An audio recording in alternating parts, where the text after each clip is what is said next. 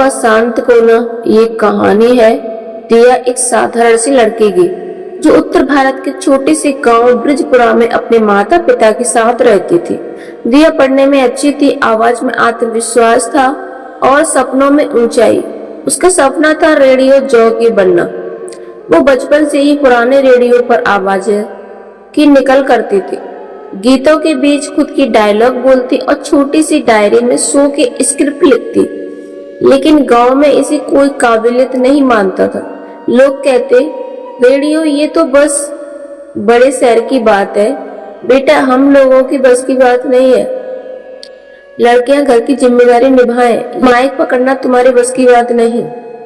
दिया को ये सब सुनकर दुख होता, लेकिन उसका सपना हर दिन थोड़ा थोड़ा और मजबूत होता चला गया। जब अपने संघर्ष ही पराये हो जाए तो क्या करें।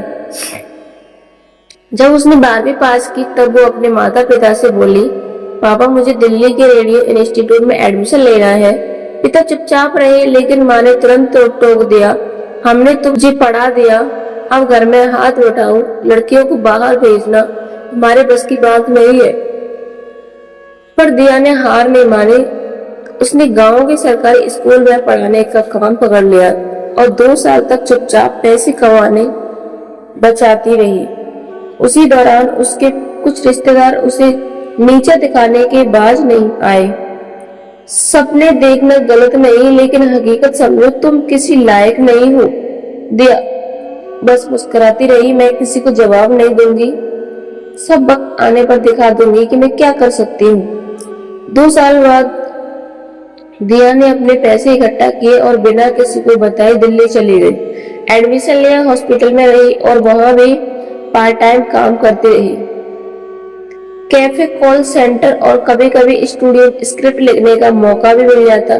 धीरे धीरे उसका आत्मविश्वास बढ़ा, आवाज निकली और एक दिन उसे एक रेडियो स्टेशन पर इंटर्नशिप का मौका मिला। वो दिन और आज का दिन उसने कभी पीछे मुड़कर नहीं देखा। 3 साल बाद उसकी आवाज में घर गूंजने लगी। वो बन चुकी थी आज दिया, दिल की आवाज। उसका शो लोगों को दिलों तक पहुंचा। वो लोगों की दर्द सुनती, हल्के फुल्के जोक्स सुनाती और बीच बीच में अपनी ही किसी लाइनों को बोलती, जो तुम्हारी कद्र नहीं करते उनके पास झुको मत, बस इतना उठो कि उनकी नजर भी ना पहुंच सके। लोग उसे पहचानने लगे। सोशल मीडिया पर लाखों फॉलोवर्स, अवार्ड्स और हर शो हाउसफुल।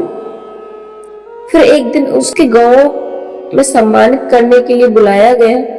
वही गांव जिसने उसके सपनों को फालतू कहा था, वही रिश्तेदार जो उसे ताने मारते थे, अब सब तालियां बजा रहे थे।